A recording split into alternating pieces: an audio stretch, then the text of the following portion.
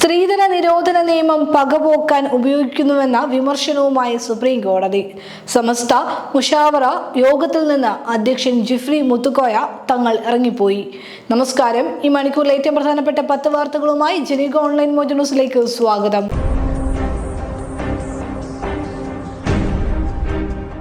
സ്ത്രീധന നിരോധന നിയമം പകപോക്കാൻ ഉപയോഗിക്കുന്നുവെന്ന വിമർശനവുമായി സുപ്രീം കോടതി. നിയമത്തെ മറയാക്കി ഭർത്താവിനും കുടുംബങ്ങൾക്കുമെതിരെ കള്ളക്കേസുകൾ നൽകുകയാണെന്ന് justice BV നാഗരത്നയുടെയും N Kotiswar സിംഗിന്റെയും bench ചൂണ്ടിക്കാട്ടി. സ്ത്രീധന പീഡന കേസുകളിൽ കുടുംബാംഗങ്ങൾക്ക് നേരിട്ട് ബന്ധമില്ലെങ്കിൽ പോലും അവരുടെ പേരിലും കേസെടുക്കുന്ന രീതി അവസാനിപ്പിക്കണമെന്നും കോടതി നിർദ്ദേശിച്ചു.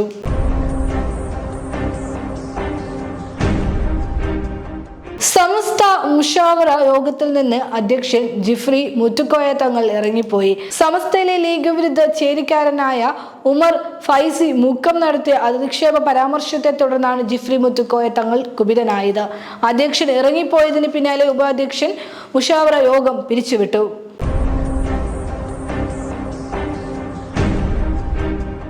സ്വന്തം ജീവനും മറ്റുള്ളവരുടെ ജീവനും അപകടത്തിലാക്കി ഗതാഗത നിയമങ്ങൾ നഗ്നമായി ലംഘിക്കുന്നവർക്കെതിരെ കർശന നടപടി സ്വീകരിക്കണമെന്ന് മനുഷ്യാവകാശ കമ്മീഷൻ ജുഡീഷ്യൽ അംഗം K. ബൈജുനാഥ് സംസ്ഥാന പോലീസ് മേധാവിക്ക് നിർദ്ദേശം നൽകി. ബീച്ച് റോഡിൽ പ്രൊമോഷൻ റീൽ ചിത്രീകരിക്കുന്നതിനിടയിൽ വീഡിയോഗ്രാഫർ കാറിടിച്ചു മരിച്ച സംഭവത്തിന്റെ പശ്ചാത്തലത്തിലാണ് നടപടി.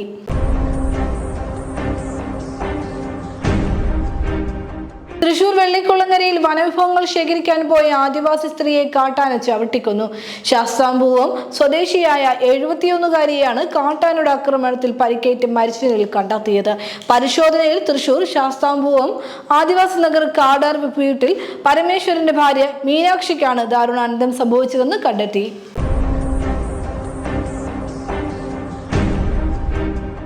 തോട്ടട ITIയിൽ KSU SFI സംഘർഷത്തിൽ 10 വിദ്യാർത്ഥികൾക്ക് പരിക്ക്. KSU പ്രവർത്തകർ ക്യാമ്പസിനുള്ളിൽ കൊടികെട്ടിയ സംഭവവുമായി ബന്ധപ്പെട്ടാണ് SFI പ്രവർത്തകരുമായി സംഘർഷമുണ്ടായത്. സംഘർഷം കനത്തതോടെ പ്രവർത്തകർക്ക് നേരെ പോലീസ് ലാത്തി വീശി. സംഘർഷം നിലനിൽക്കുന്ന സാഹചര്യത്തിൽ കോളേജ് അനിശ്ചിതകാലത്തേക്ക് അടച്ചുപൂട്ടി.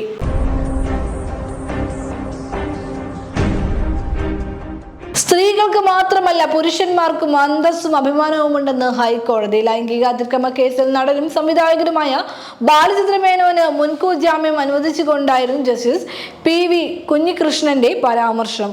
രാജ്യം പത്മശ്രീ നൽകി ആദരിച്ച 40-ലേറെ സിനിമകൾ ചെയ്ത് അറിയപ്പെടുന്ന സംവിധായകനാണ് ബാലചന്ദ്ര മേനോനെന്നും കോടതി ഉത്തരവിൽ പറയുന്നു.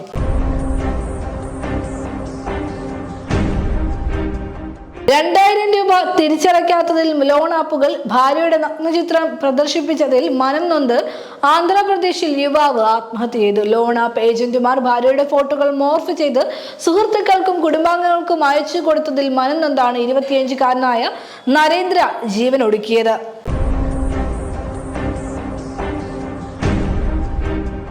നടിയെ ആക്രമിച്ച കേസിൽ പോലീസ് കള്ളത്തെളിവുകൾ ഉണ്ടാക്കിയെന്ന ആരോപണത്തിൽ മുൻ DGP R ശ്രീലേഖയ്ക്കെതിരെ കോടതിയലക്ഷ്യ ഹർജി. വിചാരണ കോടതിയിലാണ് അതിജീവിത ഹർജി നൽകിയത്. ഓൺലൈൻ ചാനലിന് നൽകിയ അഭിമുഖത്തിലാണ് ശ്രീലേഖ ആരോപണം ഉന്നയിച്ചത്.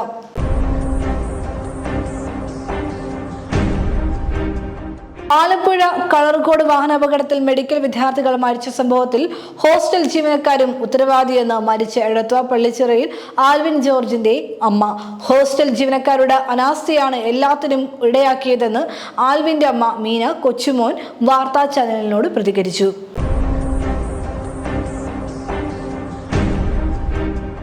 അഫ്ഗാനിസ്ഥാൻ തലസ്ഥാനമായ കാബൂളിൽ ഉണ്ടായ സ്ഫോടനത്തിൽ താലിബാൻ മന്ത്രി കൊല്ലപ്പെട്ടു. അഭയാർത്ഥികാര്യ മന്ത്രി ഖലീലുർ റഹ്മാൻ ഹഖാനിയാണ് കൊല്ലപ്പെട്ടത്.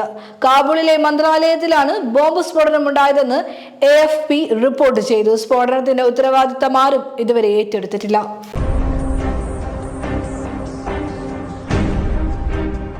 ജനയുഗ ഓൺലൈൻ മോജോ ന്യൂസിലൂടെ വീണ്ടും കാണാം. കൂടുതൽ വാർത്തകൾക്കും വീഡിയോകൾക്കുമായി ജനയുഗത്തിന്റെ വെബ്സൈറ്റ്, YouTube ചാനൽ സന്ദർശിക്കുക.